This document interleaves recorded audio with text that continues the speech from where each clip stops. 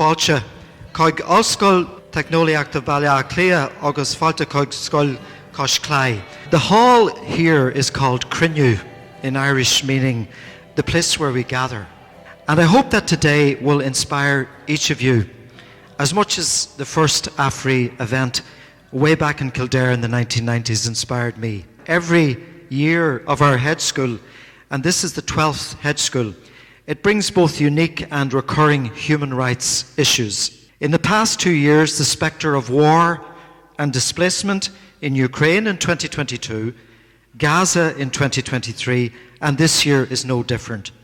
So sometimes we feel frustration and we feel despair that we are not making a difference. So today, don't despair. You are making a difference being here. A lot of friends have come to me in the past year and expressed condolences and said that it must be hard as somebody who lived there. And yes, it is, because friends and comrades and ex-colleagues have been killed. But I actually don't see the difference at this stage. I think all of you who are absorbing the horror of this through your phones are feeling it every bit as painfully, every bit as intently. All of us who are bearing witness to Sudan, to Congo, to the multitude of other contexts in which people are struggling just to survive, let alone to live, lives of full expression, of full potentiality. We wake up feeling what we're feeling with the heaviness of this, but to be consciously joyful as a practice and as an act of liberation. And also hope-filled, because there is a paradigm shift going on globally. And the lens that Palestine, through all of this horror, has handed us is a lens with which we can analyze all of the systems around us. Racism, capitalism, inequalities, discriminations, othering, marginalization. And a few months ago, when I was in Gaza, I used to work in Gaza and Lebanon and Iraq with ambulances, and they are the most bravest of humans. They are courageous and they are tender, and you see paramedics who have been shot sometimes up to 6 times, responding on different occasions to try and carry the bodies of the wounded and the dead with the sanctity that they deserve. And another colleague, a friend, watching the systematic targeting of these incredibly brave paramedics, referred to hospitals in Gaza being lighthouses of humanity. And I think about the lighthouses of humanity that are signaling to us. There's also an amazing Palestinian-Canadian human rights lawyer called Diana Boutou. She spoke about us being a choir of resistance or a choir of dissent. And she said that the power of a choir is that when one person stops singing, somebody else keeps on singing that chorus. That is a reminder to us that it is okay to stop and pause and resource and take breath and create beautiful things and be with community and family and resource yourself to continue singing and speaking that message, because somebody else will keep singing that song of dissent. And when they need a pause, we keep on singing. We need to remember those moments. The moments when despair seemed to overwhelm us, but soon afterwards the light began to shine. And in the world that we live in today, we need to keep on remembering that, and remembering that beyond the darkness is the light.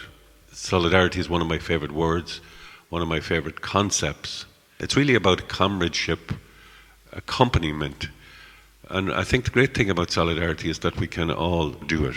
And we can do it from wherever we are. I'm not sure if you are familiar with the name of Mary Manning, but Mary worked on the checkout in Dunnes Stores, and she decided at the age of 21 to take a stand against apartheid. One of the things we're highlighting today is the apartheid nature of the Israeli state. Of all people, she could have decided and felt, there is nothing that I can do to affect change. And yet, she stepped unknowingly into history on the morning of the 19th of July 1984, when she refused to register the sale of 2 outspan grapefruits. But she was immediately joined by 9 of our colleagues, 8 women and 1 man. And they engaged in a strike against apartheid. And they stayed on strike for 2.5 years until they forced the Irish government to ban the importation of fruit and vegetables from apartheid South Africa. That small step by Mary Manning led to revolutionary consequences. And I think what's also significant is that she wasn't left on her own. She took the step on her own, but immediately she was joined by the small group, the 10 people, who sacrificed so much. One of the strikers was a single mother who lost her house in the course of the strike because she was unable to pay her mortgage. The essence of our gathering today reflects a vital history, a history that ties us back to the Hedge Schools of Ireland. From the late 1600s, amidst oppressive British rule, secret schools emerged, defying attempts to deny Irish people their knowledge and culture. These informal gatherings were in secluded spots, so hedges, fields, and barns.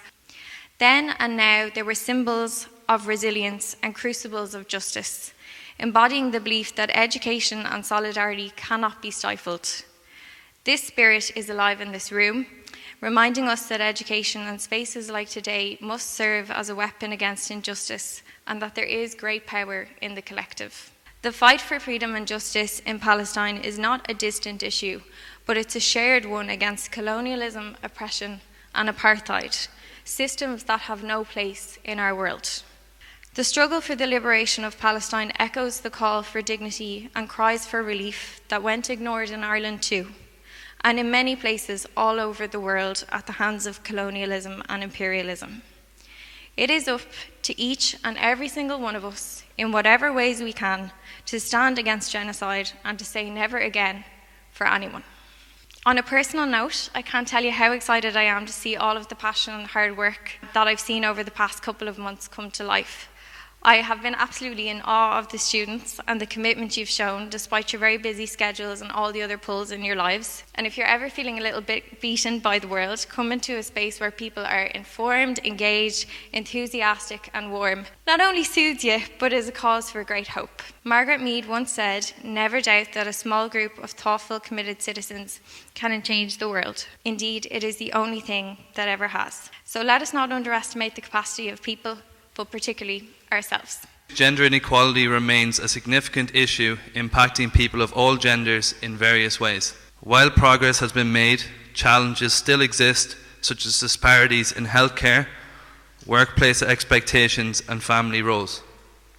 Today, we will explore how gender norms shape these experiences for everyone and discuss what steps may be taken towards a more equitable society for all. I'm going to hit you with a quote that I think is quite fitting. According to the United Nations, gender equality is not only a fundamental right, but a necessary foundation for a peaceful, prosperous, and sustainable world. We've got to stand in solidarity with the people over there and the people who are struggling to live over there, and have sympathy and remember, I would think when the facts and figures all come out, we're talking in the hundreds of thousands of people killed and murdered. And this doesn't happen that often in lifetimes. It's something we have to take seriously, and we're going to call on you today to not leave this room until you've done something about that. You can't turn your back on this situation. Not at your age. You cannot turn your back on this. And we're going to call on you to do that. So the Occupied Territories Bill essentially would ban any trade with Israeli goods that are coming out of the occupied territories, being the West Bank, Gaza and East Jerusalem. Unfortunately, I don't think there'll be much trade with Gaza for a long time to come, but certainly in the West Bank.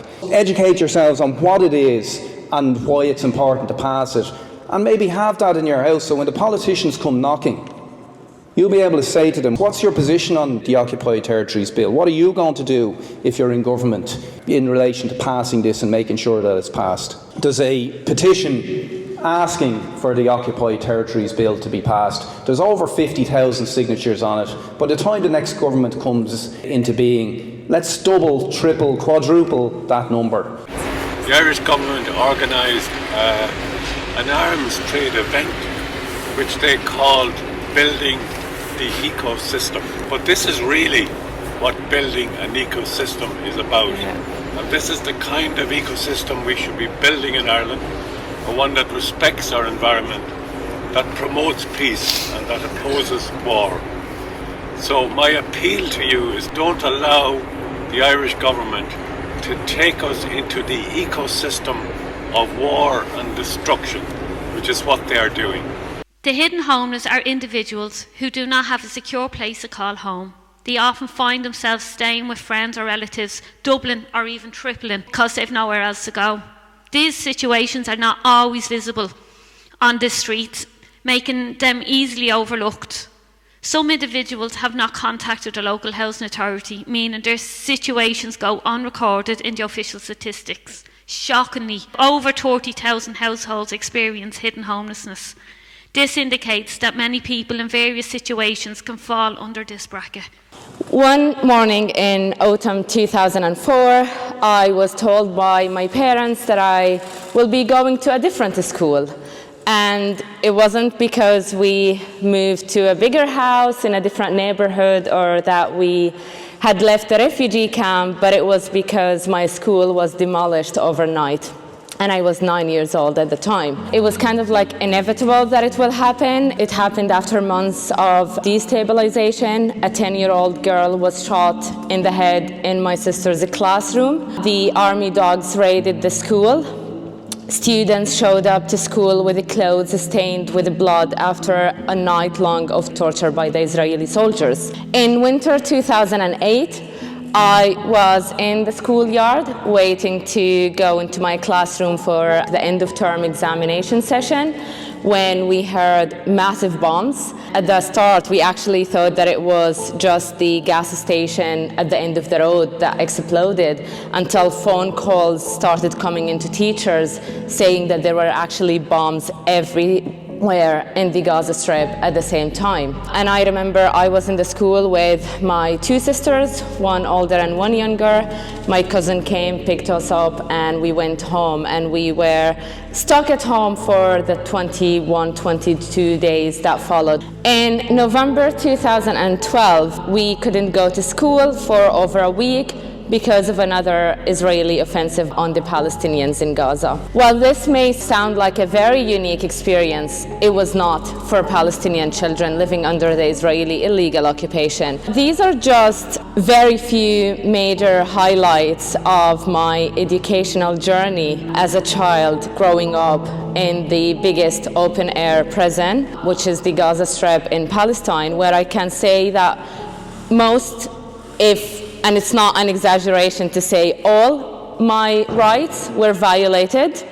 If you have a Palestinian friend, or whether you connected with them online or you know them from college or work, reach out to them, check in on them. It means the world to them.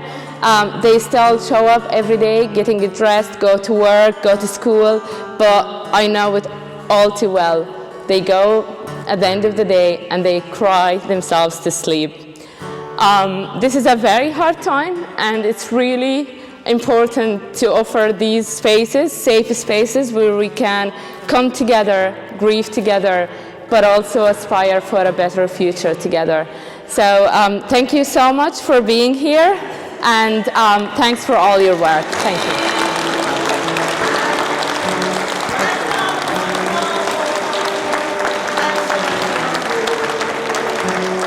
Thank you.